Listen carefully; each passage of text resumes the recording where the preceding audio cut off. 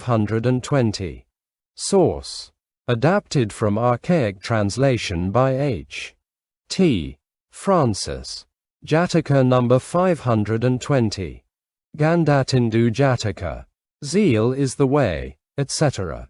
This story the master, living at Jetavana monastery, told concerning the advice to a king. This advice to a king has already been told in full. Once upon a time in the kingdom of Kampila, in a city of the northern Panchalas, a king called Panchala, being established in evil courses and reckless, ruled his kingdom unrighteously. So all his ministers also became unrighteous. His subjects, being oppressed by taxation, took their wives and families and wandered in the forest like wild beasts.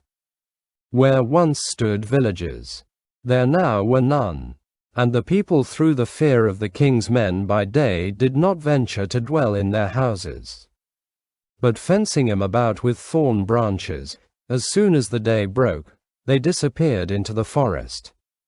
By day they were plundered by the king's men and by night by robbers. At that time the bodhisattva came to life in the form of a divinity of a tinduka tree outside the city, and every year received from the king an offering worth 1,000 pieces of money, and he thought, this is a do-nothing king. His whole kingdom is going to ruin. Besides me there is no one that can set the king in the right way, and he is a supporter to me and every year honors me with an offering of 1,000 pieces. I will admonish and advise him. So in the night he entered into the royal chamber, and taking up his position at the bed's head he stood poised in the air, emitting a bright light. The king, when he saw him thus shining like the newly risen sun, asked him who he was and for which reason he had come. On hearing his words he said, "Great king, I am the divinity of the tinduka tree, and I come to give you good advice." "What advice have you to give me?" said the king. "Sire," said the great being, "you are careless in your rule, and so all your kingdom is going to ruin, as if it were the prey of hired persons. Kings that are careless in their rule are not masters of all their realm. But in this world they meet with destruction, and in the world to come they are reborn in hell.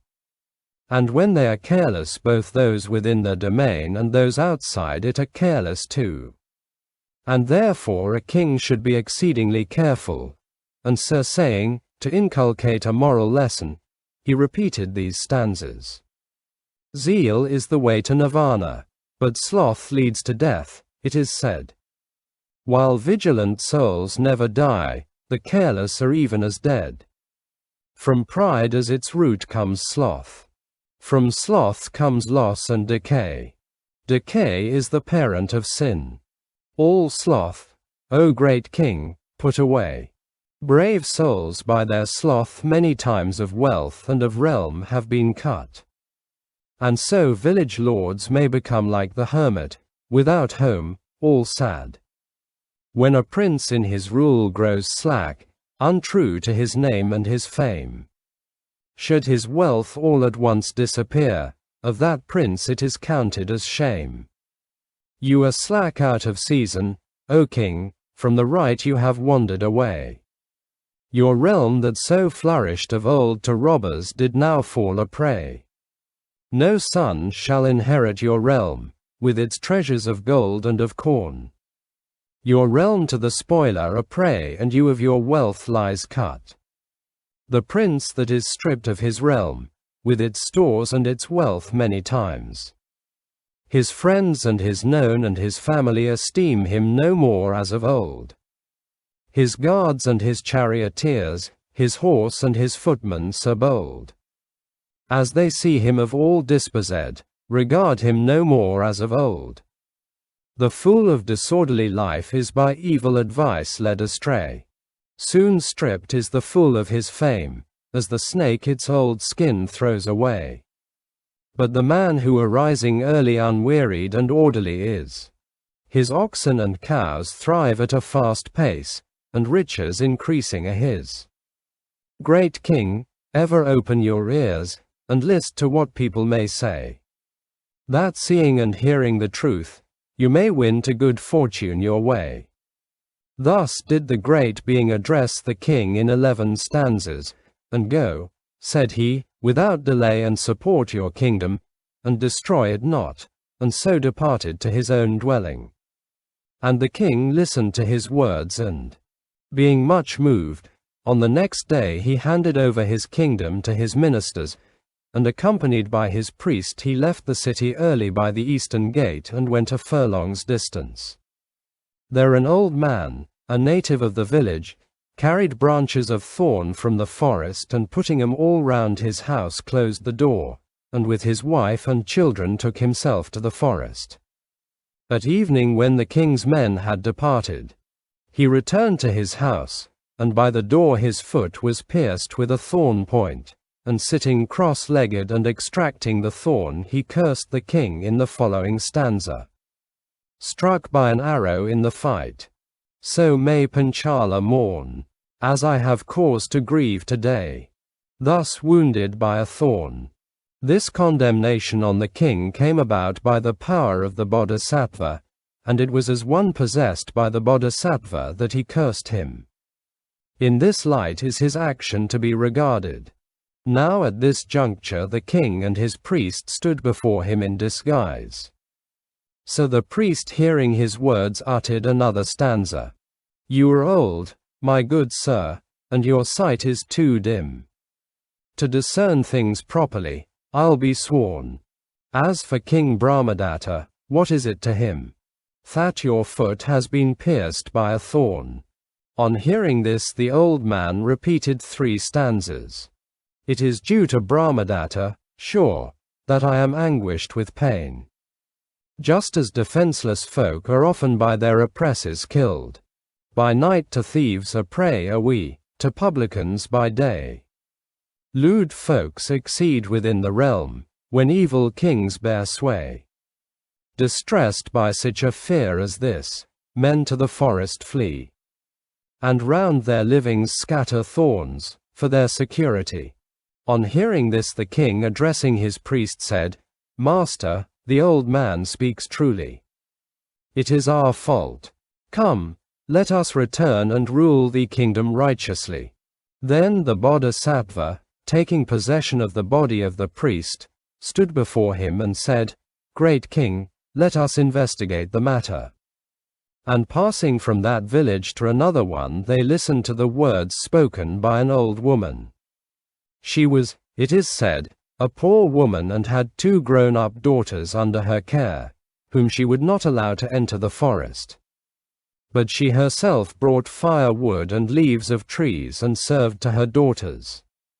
One day she climbed up a bush to gather leaves and falling rolled upon the ground, and she cursed the king, threatening him with death, and uttered this stanza.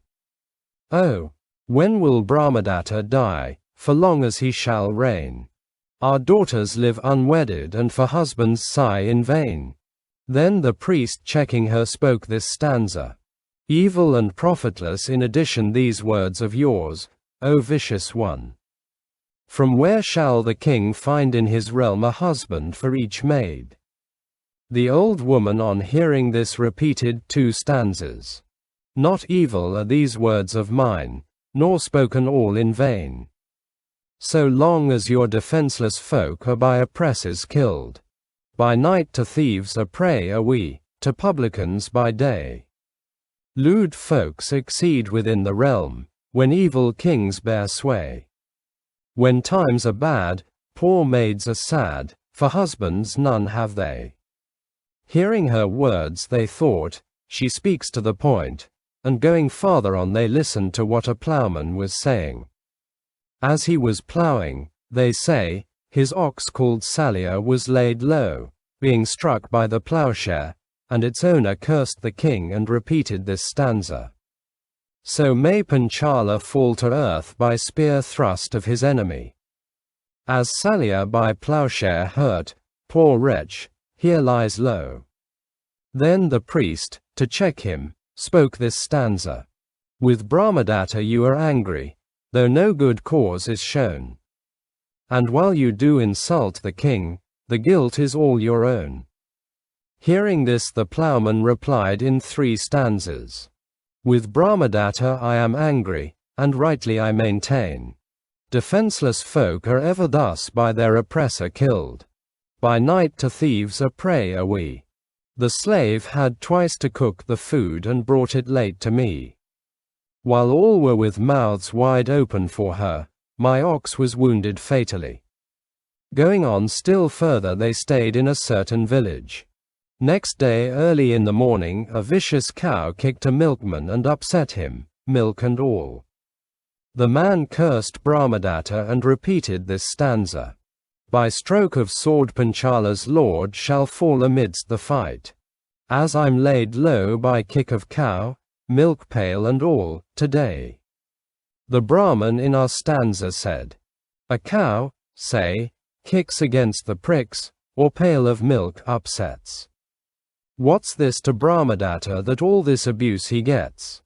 On hearing this, the milkman repeated 3 stanzas.